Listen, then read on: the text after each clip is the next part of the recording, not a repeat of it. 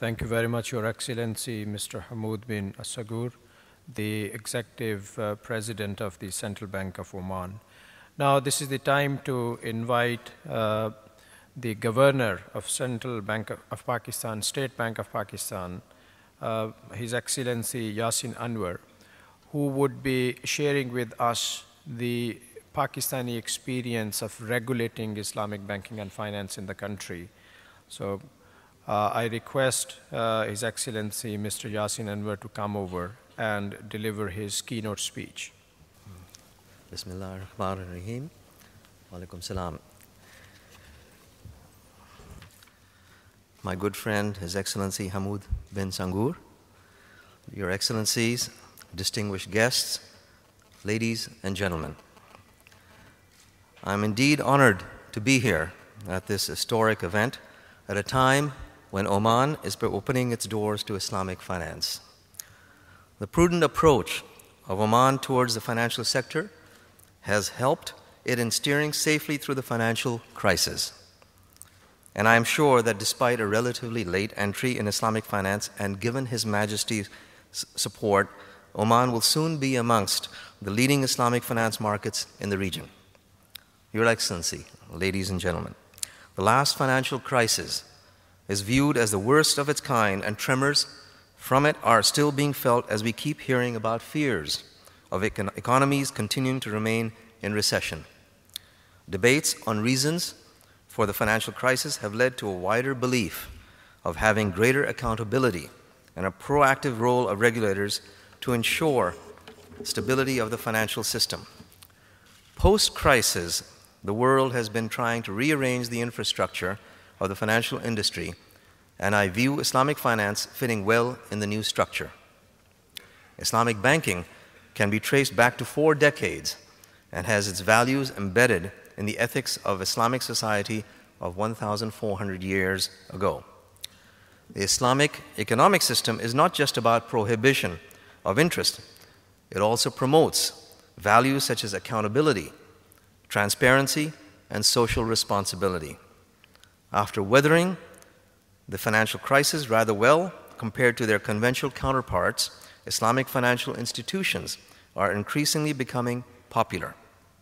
Perhaps the world has been able to see beyond the element of religion and view Islamic finance as an ethics-central system that has linkages with real economic activities and an internal shock-absorbing ability.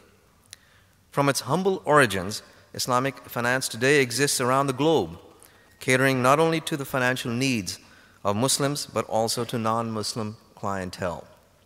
Volumes can be discussed with reference to Islamic finance, and I'm sure, looking at the 2-day schedule, you will be hearing prominent speakers give you insights into issues of Islamic finance. Therefore, I will restrict myself to sharing with you our experience of establishing and promoting Islamic finance as the preferred mode in Pakistan.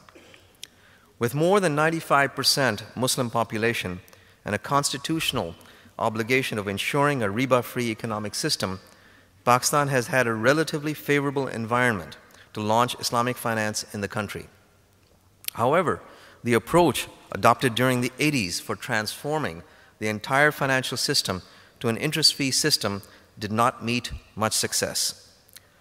Despite having introduced landmark changes in the legal framework that included amendments in the Banking Companies Ordinance, enactment of Mudaraba companies and Mudaraba's framework, etc., the dream of transforming the entire financial system on Sharia principles could not translate into reality. The major reasons that can be attributed to this unsuccessful attempt were A, abrupt conversion of the system without creating the necessary infrastructure and human resources.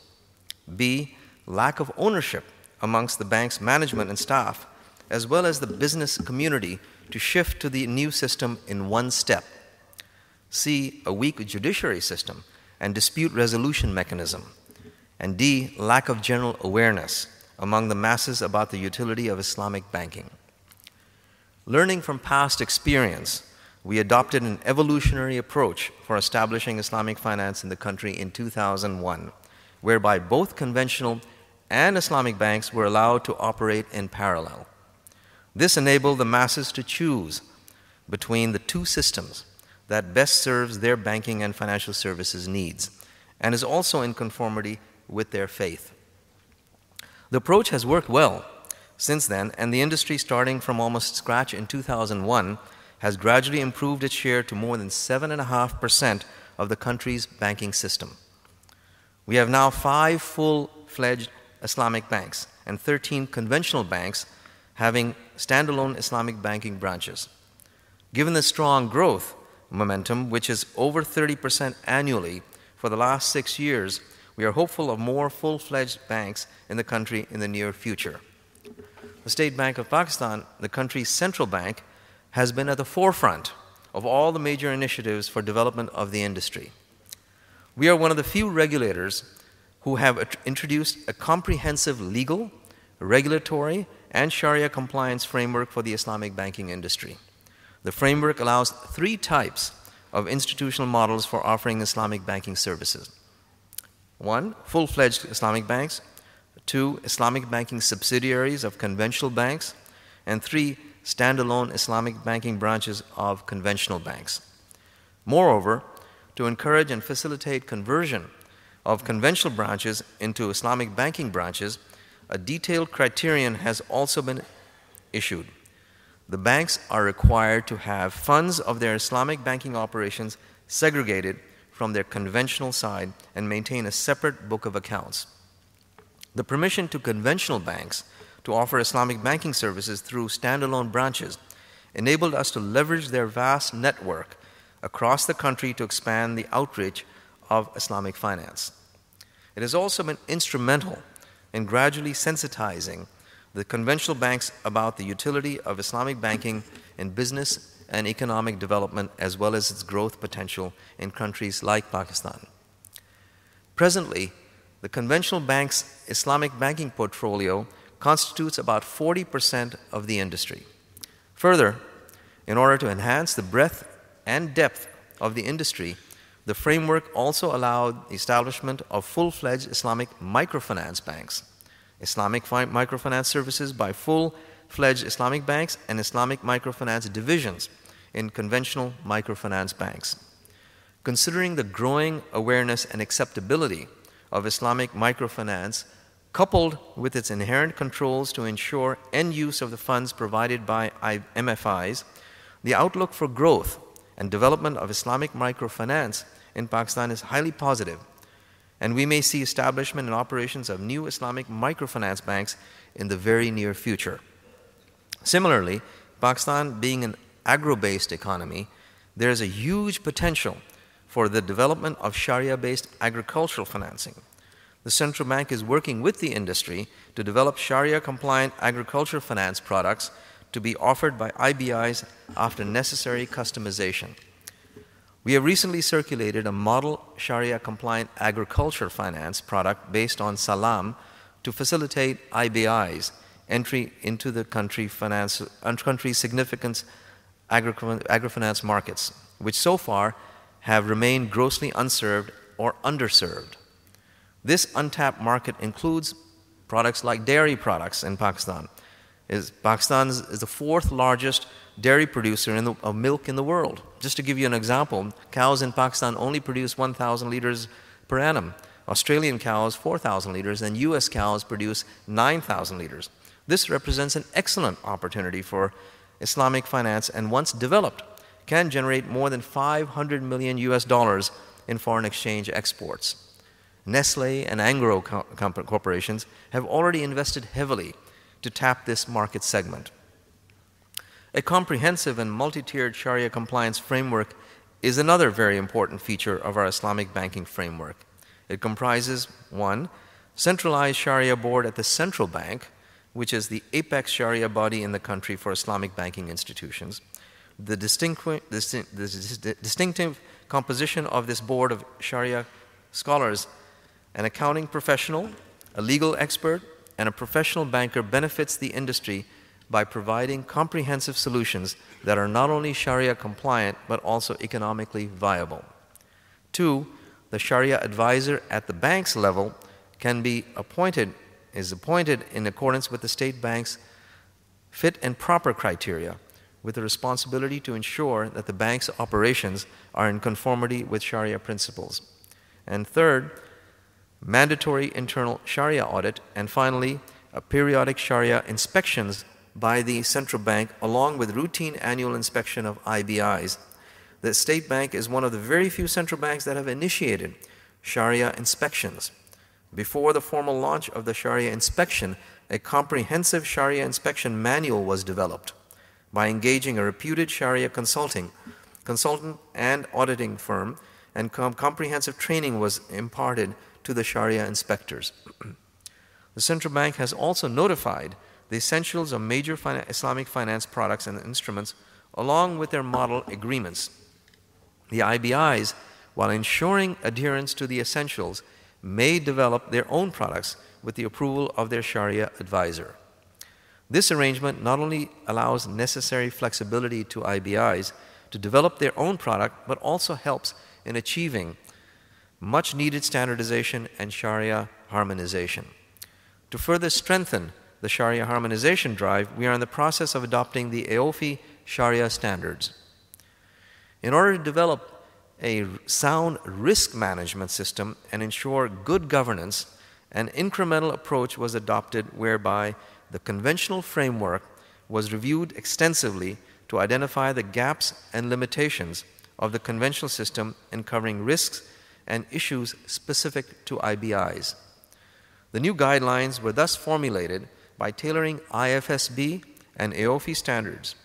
They not only cover all major risk categories, but also provide best practices for establishing and implementing risk management and corporate governance in IBIs.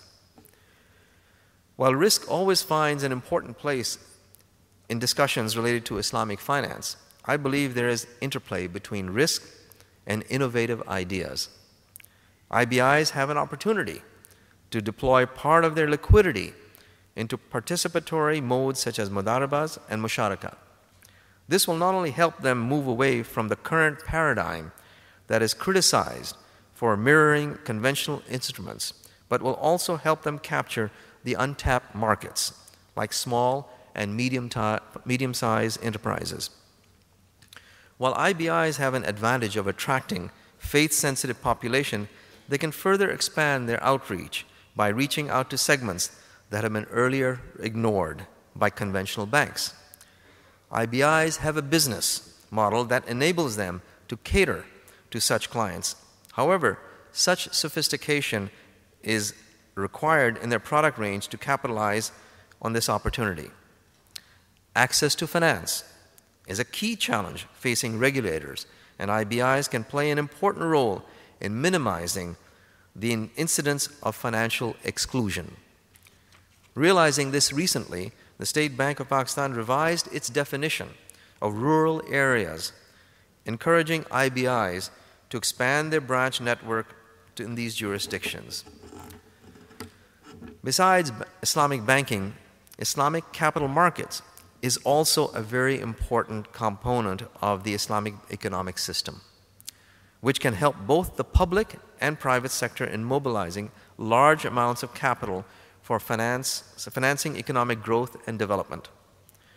The popularity of sukuk, particularly during the past decade, has not only been instrumental in fast-paced expansion of Islamic finance, but has also provided a good and stable source of funds to governments. It also defines the limits on public debt and restricts it to the extent of assets available with the government or the new assets to be created through deficit financing. The government of Pakistan is issuing sukuk with considerably increased frequency over the past couple of years and has raised more than $3 billion from the domestic market that helped Islamic banks to expand their asset base further.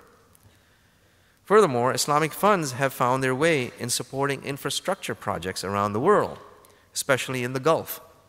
Being a Muslim country and given its strategic location, Oman can benefit from this increasingly popular trend. Issuance of Sharia-compliant papers by the central bank, commercial banks, government treasury, and private entities are likely to contribute significantly to the growth and development of the real economy. The limited liquidity or management instruments and lack of lender of last resort facility have been amongst the key issues faced by Islamic banks in most jurisdictions, including Pakistan. So far, we have had limited success in developing an effective and ongoing liquidity management mechanisms for IBIs due to the infrequent issuance of sovereign sukuks. As a result of extensive efforts made both at the industry and at the central bank level, we are currently at an advanced stage of development of a comprehensive liquidity management solution that would include 1. A development of Islamic interbank money markets, 2. Development of Islamic interbank offered rate, i.e. LIBOR, for use as a benchmark for pricing of Islamic finance products, 3. Transformation of a sizable portion of conventional sovereign debt in the books of central bank into Sharia-compliant debt, 4. Allowing IBIs to place surplus liquidity with the central bank to be remunerated based on the central bank's earnings on Sharia-compliant assets and investment portfolio, and 5. Lender of last resort facility for IBIs. The most challenging and time-consuming aspect of this mechanism is the transformation of sovereign debt into Sharia-compliant debt, as it involves identification of assets to be used for transformation, their valuation and documentation, etc. However, I am confident that with the help and grace of Almighty, we should be able to finalize this mechanism in the very near future.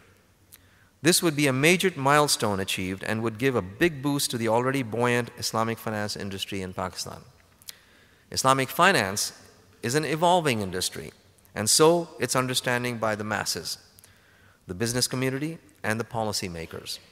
Despite significant improvement during the last 10 years, still a very large segment of our population does not have an adequate understanding of Islamic finance and its distinction over conventional finance.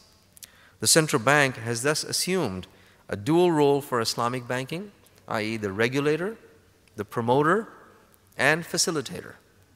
Under the facilitation hat, we have been partnering with the industry to improve the Islamic banking awareness and understanding of the masses and to build the industry's HR capacity. To create awareness, we have launched an awareness campaign whereby targeted workshops, public seminars, and conferences are being organized. Further, a media campaign is being launched for mass awareness using electronic and print media. To help the industry to build its HR capacity, our training subsidiary, NIBAF, National Institute of Banking and Finance, is offering regular and customized Islamic banking courses to national and international participants.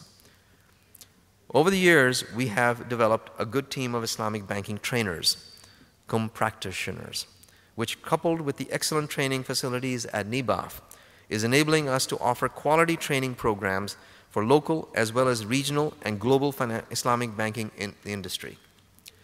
Innovation remains the cornerstone of Islamic banking. IBIs need to increase their product mix in order to meet the needs of their ever-increasing client base. Research and development, which has been long ignored in our part of the world, should be the hallmark of IBIs. We need to change our perceptions and invest in research as a core ingredient of our strategic objectives. While Islamic banking has made significant strides globally and domestically, I believe it is still in an evolutionary phase, and relentless efforts are required to confront challenges in keeping the growth momentum of the industry. A pure Islamic financial system based on ethos of equity, justice, and social responsibility is ideal, but this cannot be achieved overnight. Serious efforts on continuous basis will have to be made to achieve a financial system that is in line with Sharia, and forums such as this may help us in our journey towards achieving such a system. Lastly, I would like to congratulate the Central Bank of Oman again for initiating Islamic banking and wish them every success in their efforts to develop a vibrant Islamic banking industry. Though a late starter, they have the advantage of learning from the good and bad experiences of other countries, including Pakistan, and adopt an approach that is based on international best practices with necessary customization. Let me assure you our full support to our colleagues at the Central Bank of Oman and my good friend bin Hamoud. Other related institutions and departments in setting up a strong and vibrant Islamic finance center in this very important Muslim country. I would also like to congratulate Amjad Development for arranging this event and thank them for having me here. I hope that the deliberations here at this auspicious gathering of leading scholarship and practitioners will not only help us in laying out the roadmap for Islamic finance in Oman, but also help us in addressing key issues faced by the industry at large. Thank you very much for your time. Okay, thank you. Thank you. Thank you very much, Your Excellency. Given the close proximity between Karachi and Muscat, I can say that there would be a lot of scope for cooperation between the two central banks. I can identify a number of areas in which the two central banks can cooperate. Of course, in Pakistan, there is a lot of history behind the development of Islamic banking and finance, and Muscat, Oman, can learn a lot from this experience of the neighboring country. Ladies and gentlemen, this is almost the end of session one on this day one of Oman Islamic Economic Forum. But before we break up for the coffee and going to the exhibition area and for networking, I would like to request Bank Muscat to come over and make a brief presentation on the development of Islamic banking in this country and the role of Muscat in it. So the representative from Bank Muscat. So this will be a short presentation. As I said, after this we would break for coffee and going to the exhibition area. Afterwards we will have session number 2, which will be a panel discussion on Islamic banking and finance. Bismillahir Rahmanir Rahim. Alhamdulillahi Rabbil Alameen. Wassalatu wassalamu ala ashraf al-khalq ajma'in. أصحاب المعالي والسعادة المشايخ الفضلاء أيها الحضور الكريم السلام عليكم ورحمة الله وبركاته. إنه لمن دواعي السرور وبالغ الفخر أن أمثل بنك مسقط اليوم لأعرض عليكم خطط وبرامج بنك مسقط في تقديم الصيرفة الإسلامية في عمان. كما يسرني اليوم أن أعلن عن هوية الصيرفة الإسلامية التابعة لبنك مسقط وأيضا هيئة الرقابة الشرعية الخاصة بالبنك. منذ التوجيهات السامية لحضرة صاحب الجلالة بالسماح للصيرفة الإسلامية في عمان، وجه مجلس إدارة بنك مسقط والإدارة التنفيذية برئاسة الأستاذ عبد الرزاق بتكريس كافة الجهود لإعداد دراسة لكافة المتطلبات الواجب توافرها لبدء عمليات الصيرفة الإسلامية بشكل متقن بما يتوافق مع الشريعة السمحاء، وأيضا تطبيق كافة التوجيهات الصادرة من البنك المركزي. وكما أعلن سعادة حمود بن إبراهيم سومر اليوم بأن هناك تشريعات سوف تصدر فيما بعد، فقد أصدر البنك المركزي تعميم رقم 1081، وبنك مسقط متمثلا في ميثاق للصيرفة الإسلامية سوف يلتزم التزاما تاما بكافة التشريعات الصادرة من البنك المركزي وهيئة الرقابة الشرعية لدى بنك مسقط. إن بنك مسقط كأكبر مؤسسة مصرفية في عمان سوف يعطي كافة الصلاحيات والدعم لميثاق للصيرفة الإسلامية ليكون لميثاق رؤيتها المستقلة المتمثلة في العمل أن تكون الاختيار الأول للباحثين عن الصيرفة الإسلامية، العمل على أخذ المبادرة بتقديم منتجات مبتكرة ذات جودة والثقة عالية، العمل على الالتزام بكافة التشريعات والقوانين والتوجيهات الصادرة من البنك المركزي والهيئة الشرعية، العمل على الالتزام بدرجات عالية من الشفافية ومبادئ الشريعة السمحاء في كل المعاملات والخدمات. يسرني الآن في هذه المناسبة أن أعلن عن الهوية الرسمية لميثاق للصيرفة الإسلامية التابعة لبنك مسقط.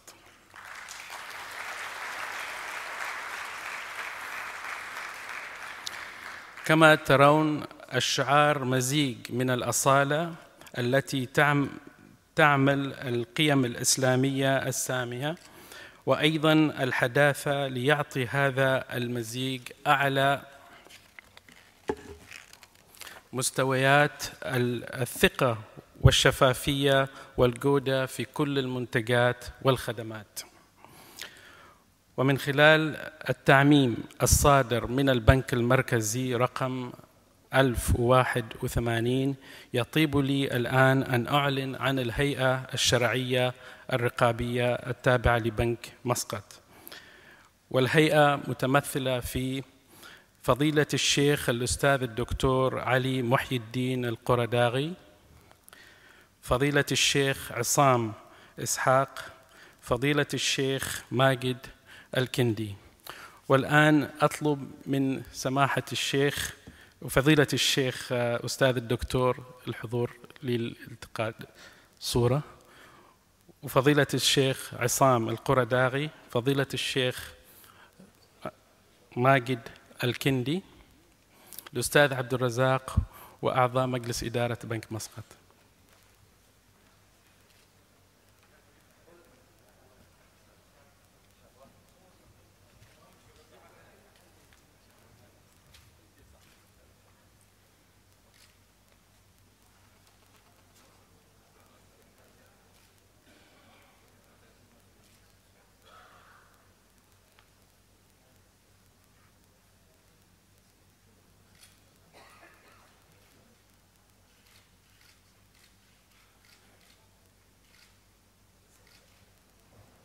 بسم الله الرحمن الرحيم. الحمد لله والصلاة والسلام على رسول الله وعلى آله وصحبه ومن تبع هداه.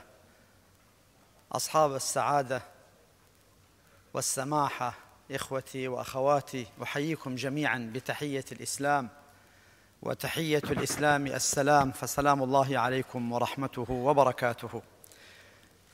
يشرفني حقا ويسعدني صدقا أن أكون في هذا البلد العزيز بأهله وبقيادته الرشيدة وبسلطانه وبحكومته الرشيدة، وأن أكون بينكم في هذه المناسبة الطيبة